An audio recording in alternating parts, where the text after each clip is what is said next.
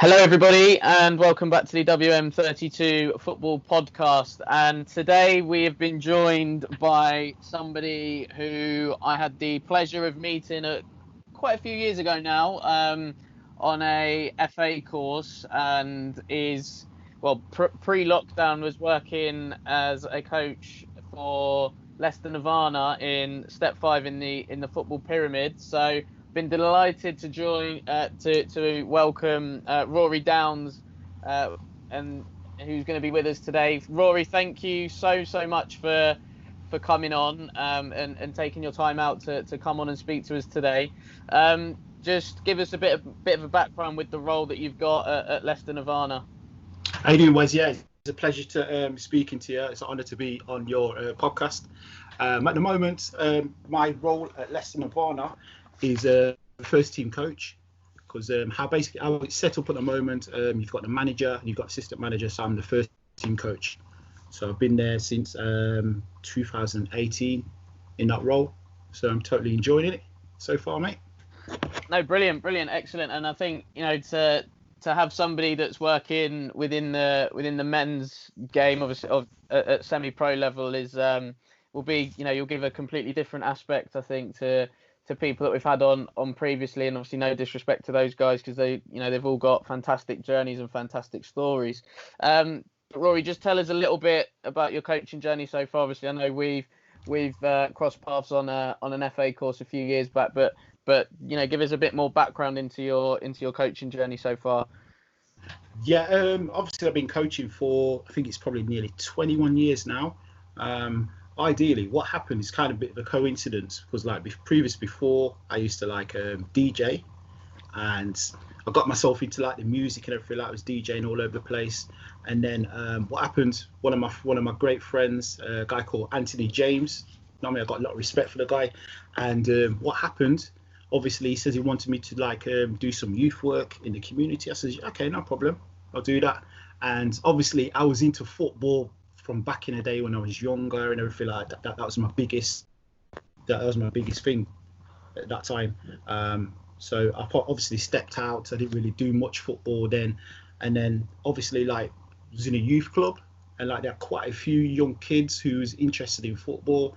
And obviously what happened with the kids there, they came back to us complaining and saying, oh, we're not getting games, we can't get into teams because obviously people getting favoritism and things like that. So I says to Anthony James, I says, at the end of the day, I think we need to start a football team. So basically we've written a few names down, and then obviously we spoke to a few people, and then through the youth work we was doing, we applied for quite a lot of funding, and we started the team. The team was called Uxbridge United. And I can remember the first training session we had, I think we had about 35 kids. You know what I mean? I was thinking, wow, you know what I mean? And then all these kids are at a decent level. And the thing about it, we could have probably had two teams at the lads, to be fair. So that started 2000. And the thing about it is, because like I never coached before. Obviously, I think it was that time I had a junior team managers. Junior team managers. It wasn't even level 1 that time. I think it was 98. 99, and didn't even have no level 1. It was junior team manager. I was still able to coach the team. Obviously, I had the first aid and things like that, but it wasn't so strict as it was before. And obviously, like, we started playing in a local league. To start off with, I think first 6 or 7 games, I didn't think we even won a game. To be honest, I didn't think we won a game, and I was looking at myself. I was thinking, wow, is this really for me? And then obviously, there's quite a few players who liked the way everything was run in the team. They came and joined us, and then results started picking up, and we did really, really well. And then we started attracting quite a few players, and the club just grew from strength to strength, basically. Yeah, no, that's brilliant, Rory. Excellent. And I think it's quite an interesting story in the sense of how you sort of got into it, which then leads me on quite nicely to my next question. And obviously you mentioned there that you was more of a DJ and things like that. So, yeah. You know, I know you've got involved with coaching, but was it something that you always wanted to get into eventually, or is it purely coincidental that you've ended up coaching through, and that's through your youth work? To be honest, I really, really had the ambition for football. Obviously, when I was younger, say like I used to love playing football at school and things like that. But obviously, to be honest, when this because my parents are really into church, on Sundays and things like that. I got forced to go to church, and thing about it on used to have the games on the Sunday, so I wouldn't be able to play. So ideally, when it was time for me to play football, and I had all my other friends, basically they're at a decent level. I was like playing catch up, but I still love the game no matter what. So obviously, that opportunity just come up, and I said, you know what, I've got to do it. Definitely, no doubt about it. So it was good. It was good. Yeah, that's brilliant, and I like the fact that you've almost taken the opportunity that has come, and that has been presented to you, and like you said, taking it with both hands, and have progressed on through your coaching journey, if you like. Yeah.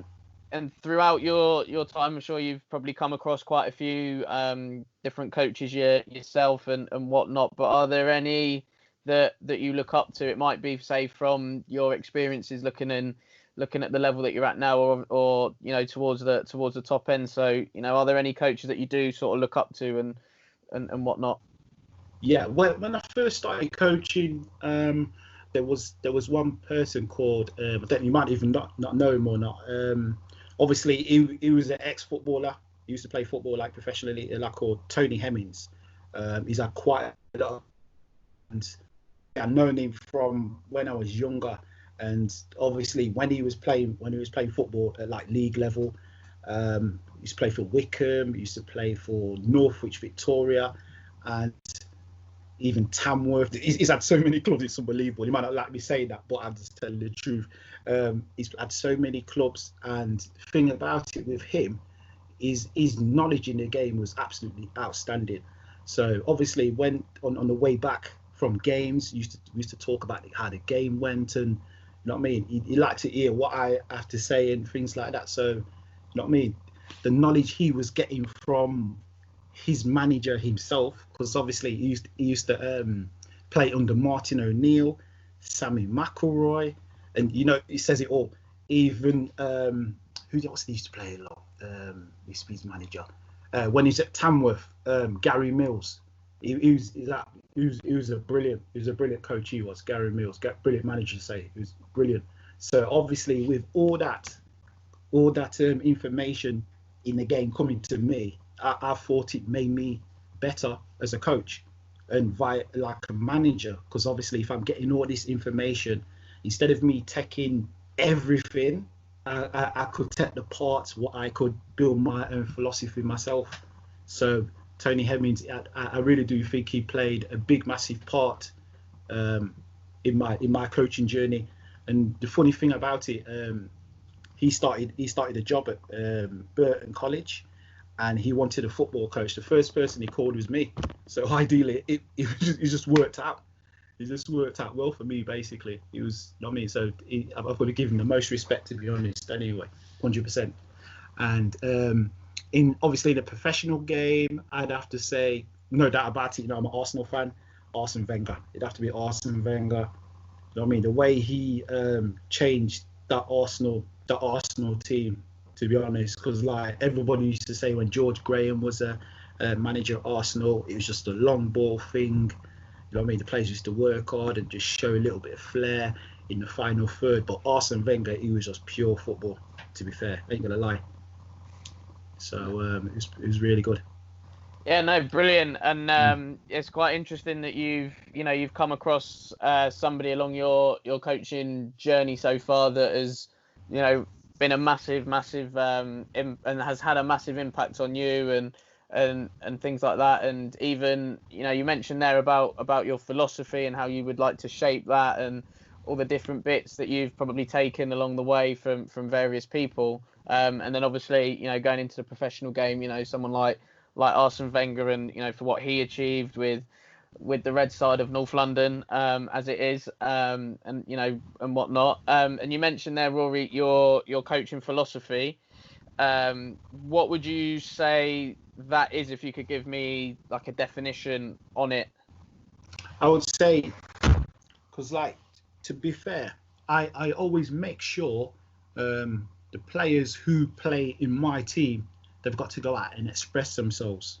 It's most important they express themselves, because when players are really uptight, you're not getting the best of them. But when you've got getting them to express themselves and play in certain areas, instead of because there's too many coaches out there now. It's like as soon as they get the ball, all they're looking to do is just hit it 60, 70 yards. I don't really like to play like that, to be fair. Okay, there's times when to play, when to do that, when there's times not to do that. I'm a person, I like to be, I'm like more possession based, get the ball down and play and move the ball quick as possible. That is me personally. And work hard. The most important thing I'm looking for players to do, they have to work hard. That is key. Because if it's all right having all that ability and all the skill, and you're not prepared to work hard, there's no point at all. I prefer 11 players who work hard than players who are going to be flash and, look good, and they're lazy. That's one thing I can't stand, lazy players. That's 100%. So no, it's brilliant. It must be a frustrating time with you with certain players, especially with like yourself being an Arsenal fan and whatnot at the minute. With the way that Arsenal have been or had been performing for a period of time.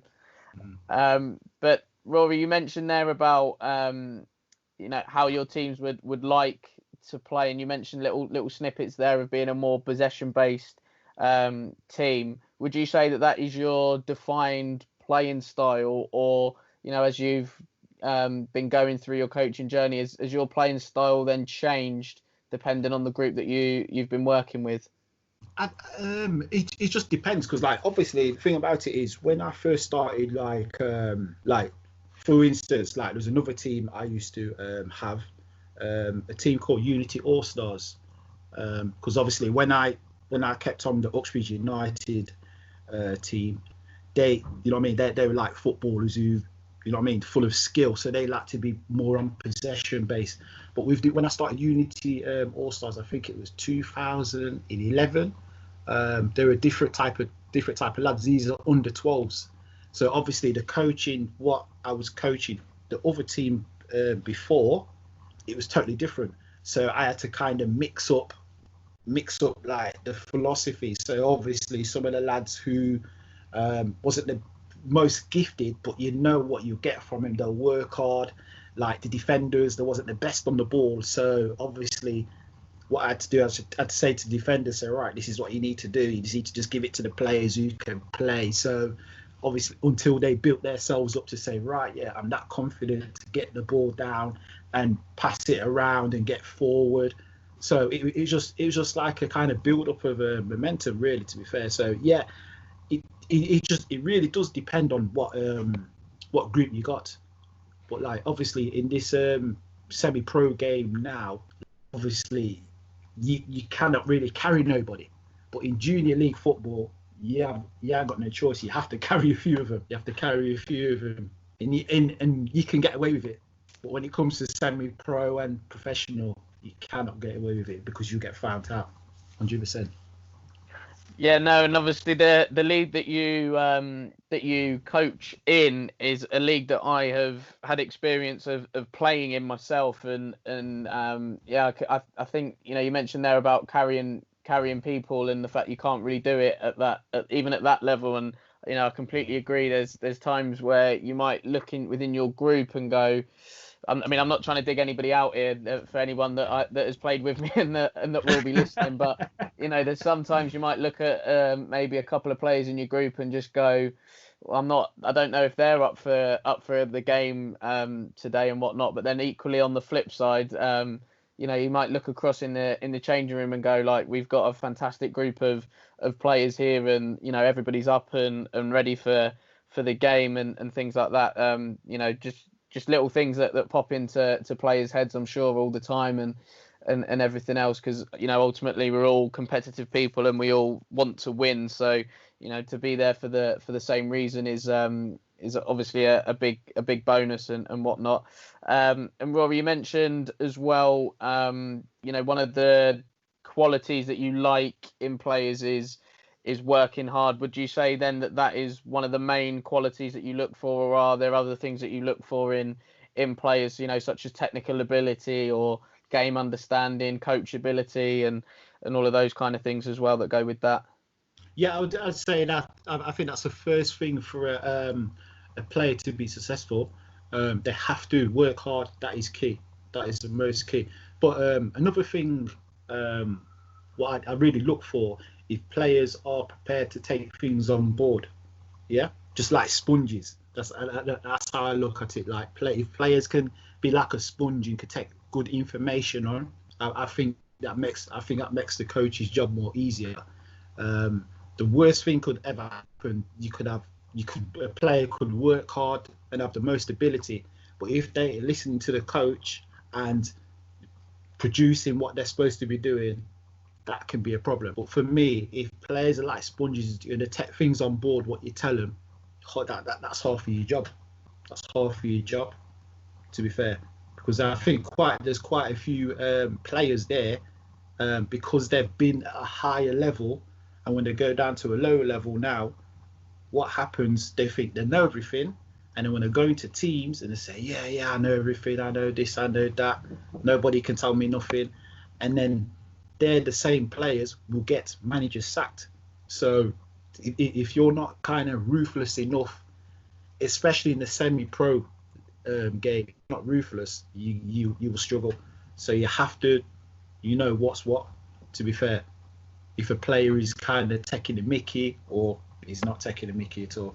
So that's most important. Work hard and listen to what people are telling you, 100%. And for like technique based, I like players who are very technical, but obviously in this game now, I might as well say that's kind of the forward players. But like obviously, if defenders are probably not the best technical, so obviously if I say I like technical players, I'm probably looking more attacking based players. So yeah, so it's just hard to say basically. Yeah, no, but actually I quite like the fact that you said that obviously working hard is one of the main things that you look for, but also players that take on information, and I think that's a great bit of advice actually for any young player that is listening, for them to just quite simply work as hard as they can when they are training, but also listen to the information that's being given to them by whoever's coaching them, and we would all like to hope and believe that the information that we're given is going to make them better. But there can be other circumstances that can get in the way of that sometimes. But I think it was a great bit of advice actually for any young player, like I say, that is listening to just work hard and actually just listen to the information that the coaches have been or that are giving them. And Rory, in your 20 plus years of coaching, shall we say, you've obviously worked with a lot of players and different types of players as well. Would you say though that you have any sort of bias towards a particular type of player? So is it the ones that work hard for you that really kind of stand out, or is it the ones that have those little flashes of brilliance that you sort of take a shine to? To be honest, I'd say the players the flash of brilliance, because there's quite a few times. Obviously, when I was at Unity All Stars, we had a few cup finals, and obviously, like there was one game. I think was it 2-0 down or 2-1 down at half time, and obviously we wasn't playing the best at all. But I just knew this lad. Can I mention his name? If you want, go for it. A lad called Jordan Smith, and obviously he's that confident. He was that confident. He had when he celebration set up, He had 3 goal celebrations set up. That's how confident he was. I just knew if we could get the ball to him, he's a player who can just spin the game on its head, and that's what he did. And it was just absolutely ridiculous, honestly. And to be honest, that lad should have got higher than he should have been doing now, to be fair. And to be honest, he still ain't even too late to him, because I think he's only like, is he 21, 22 now? That lad had so much ability, it's unbelievable. So with the players who can just turn it on in an instance, I think they were my type of players, to be fair. Definitely. Brilliant. And obviously now, for those that are listening, and when football does resume, we all have a player to keep our eyes on and watch out for as well. I don't think he's even playing at the moment. Playing anymore. That's a shame. Obviously, I think I'll have to contact him. I really think I have to contact him, because he was absolutely, he was a decent lad. He was under 13s, probably under 15s or something like that. But he was absolutely brilliant. He was decent.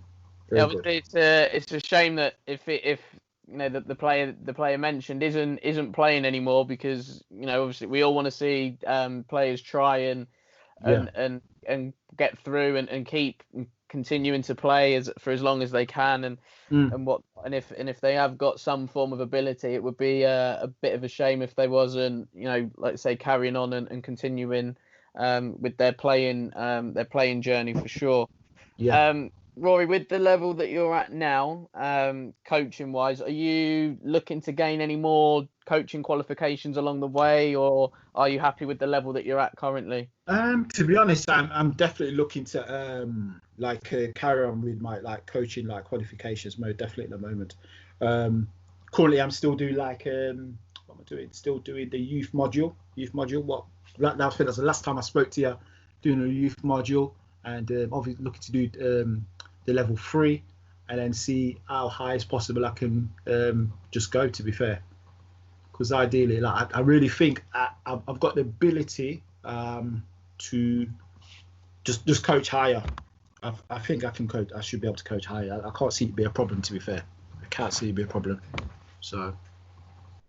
Yeah, no, that's excellent. And actually, I think the way with the FA courses are going at the minute, it's probably that little bit easier for now for coaches to gain access to the course, because they're making them more regionalised, whereas before it was more nationalised, and I think it was a lot harder to get on to a UEFA B course or a UEFA A course, because there was a lot more sort of prerequisites that you had to meet, and a lot more criteria. Whereas now, I wouldn't say it's more relaxed, but I think it's just become more accessible now for grassroots coaches to try and make that next step up the coaching ladder. So, you know, hopefully in the next few years or so, we'll see that you've managed to get on your UEFA B and pass it.